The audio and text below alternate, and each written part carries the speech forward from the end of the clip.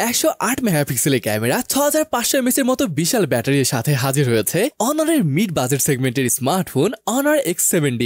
হ্যাঁ বুঝলাম এখানে বিশাল ব্যাটারি রয়েছে, কিন্তু প্রশ্ন হলো এই অবিশ্বাস্য ব্যাটারি লাইফের জন্য আর কোন কোন দিকে ছাড় দিতে হচ্ছে? ক্যামেরা, পারফরমেন্স, ডিসপ্লে বা প্রাইস সবকিছু কি ঠিকঠাক, নাকি এটি শুধু একটি power bank with a screen? চলুন আজকের এই ভিডিওতে এর সব রহস্য উন্মোচন করা যাক। আর হ্যাঁ, চ্যানেলে নতুন হলে এখনই সাবস্ক্রাইব বাটনে একটা টোকা দিয়ে ফেলুন, কারণ এমন ঝরঝরে ভিডিও চলতেই থাকবে। এবার আসি মূল ডিভাইসের দিকে। এই ফোনে রয়েছে তিনটি কালার অপশন। এটা হলো ডেজার্ট গোল্ড, এছাড়া আপনারা মেটিওর সিলভার এবং ভেলভেট ব্ল্যাক এই দুটি কালারের ফোনটি পেয়ে যাবেন। গোল্ড কালারটা দেখতে আসলে খুব প্রিমিয়াম লাগছে, এর ম্যাট ফিনিশের কারণে সহজে আঙ্গুলে ছাপ পড়ে না। ক্যামেরা মডেলটি 4 কোণাকার, এরকম ডিজাইন আসলে অনেকদিন ধরে অনেক স্মার্টফোন দেখে আসছে। এখানে ক্যামেরা মডেলের দিকে দেখুন 108 মেগাপিক্সেল উল্লেখ করা রয়েছে, দেখতে কিন্তু খারাপ লাগবে না। ফোনটিতে পাচ্ছেন 5 star SGS premium drop protection এবং IP65 এর ওয়াটার রেজিস্ট্যান্টের সার্টিফিকেশন, যেটা মোটামুটি পানি ছেটা ফোটা থেকে বাঁচাতে পারবে। ফোনটির ওজন 208 গ্রাম এবং থিকনেস 8.24 মিলিমিটার। হাতে নিলে একটু ভারী মনে হবে, আর এর কারণ অবশ্যই এর বিশাল ব্যাটারি। তবে ডিজাইনটা এমন ভাবে করা হয়েছে যে হাতে ধরতে খুব একটা অসুবিধা হয় না। ডান দিকে আছে পাওয়ার বাটন, যেটা ফিঙ্গারপ্রিন্ট স্ক্যানার হিসেবেও কাজ করবে, আর তার উপরে ভলিউম রকার। নিচে type C port, speaker grille এবং 3.5mm হেডফোন জ্যাক। ও সরি, এখানে 3.5mm জ্যাকটা আসলে দেখতে পাচ্ছি না। উপরে রয়েছে নয়েজ ক্যান্সেলিং মাইক আর সেকেন্ড স্পিকার, যার মানে এতে স্টোরি স্পিকার সেটআপ আছে। এটা দারুণ ব্যাপার। ওভারঅল ফোনটিকে একদমই সিম্পল রাখা হয়েছে, তবে দেখতে কিন্তু ভালোই লাগছে।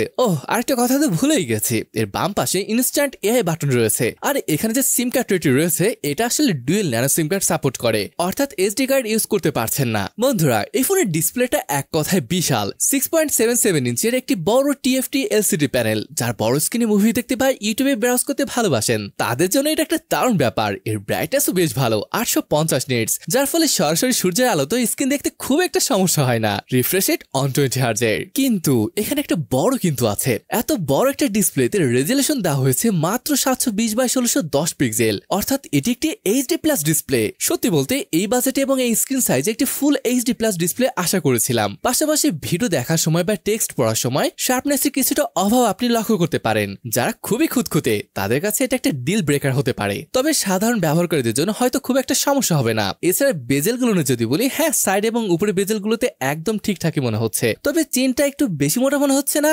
হ্যাঁ আসলে মোটা। সত্যি কথা বলতে ডিসপ্লেটি খুব বেশি ভালো লাগেনি আমার কাছে, বিশেষ করে এটা রেজুলেশনের জন্য। এবার কথা বলা যাক এর স্পেসিফিকেশন নিয়ে। ফোনটিতে ব্যবহার করা হয়েছে স্ন্যাপড্রাগন 685 চিপসেট, এটি একটি অক্টা-কোর প্রসেসর এবং সাথে আছে অ্যাড্রিনো A610 GPU। এটি একটি পরীক্ষিত এবং নির্ভরযোগ্য 4G চিপসেট। দৈনন্দিন ব্যবহারে যেমন ফেসবুক, হোয়াটসঅ্যাপ, ইউটিউব বা ব্রাউজিং এর মতো কাজগুলো আপনি কোনো ল্যাগ বা স্লোনেস ফিল করবেন না। ম্যাজিকস 9.0 যা অ্যান্ড্রয়েড 15 এর উপর ভিত্তি করে তৈরি, আর সেটা বেশ অপটিমাইজ এবং স্মুথ একটা এক্সপিরিয়েন্স দেয়। কিন্তু গেমিং এর ক্ষেত্রে কি হবে? দেখুন সাবওয়ে সার্ফার্স বা ক্যান্ডি ক্রাশের মতো ছোটখাটো গেম আরামসে চলবে, কিন্তু আপনি যদি কল অফ ডিউটি বা পাবজি মোবাইলের মতো হেভি গেম খেলতে চান, তবে আপনাকে গ্রাফিক্স সেটিংস লো বা মিডিয়ামে রেখে খেলতে হবে। বুঝতে পারছেন এটা কোনো হার্ডকোর গেমিং ফোন নয়, তবে ক্যাজুয়াল গেমিং এর জন্য যথেষ্ট।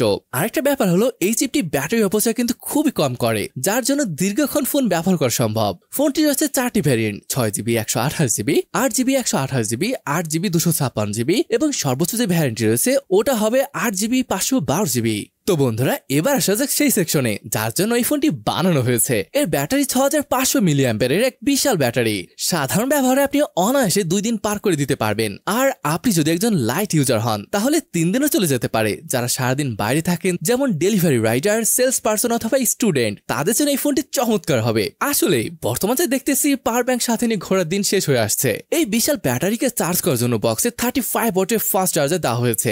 যদিও 6500 mAh এর ব্যাটারি চার্জ হতে কিছুটা সময় তো লাগবেই। 0 থেকে 100% চার্জ হতে প্রায় 1.5 থেকে 2 ঘন্টার মতো সময় লাগতে পারে, যা এই বিশাল ব্যাটারির জন্য বেশ ভালো একটা ব্যাপার। কানেক্টিভিটির দিক থেকে ফোনটি 4G লাইট সাপোর্ট করে। দুঃখজনকভাবে এতে 5G নেই, তাই আপনি যদি ভবিষ্যতের জন্য 5G ফোন কিনতে চান তবে এটা আপনার জন্য নয়। এছাড়া ডুয়েল সিম, ওয়াইফাই, ব্লুটুথ 5.0, GPS এবং টাইপ সি পোর্ট তো থাকছে। কিছু নির্দিষ্ট মডেলে NFC এর সুবিধাও রয়েছে কিন্তু। আর হ্যাঁ, স্টোরি স্পিকার থাকার কারণে মুভি দেখা বা গান শোনার এক্সপেরিয়েন্স কিন্তু ভালো হবে। অনার সাউন্ড টেকনোলজি সাউন্ড কোয়ালিটিকে আরো ইমপ্রুভ করেছে।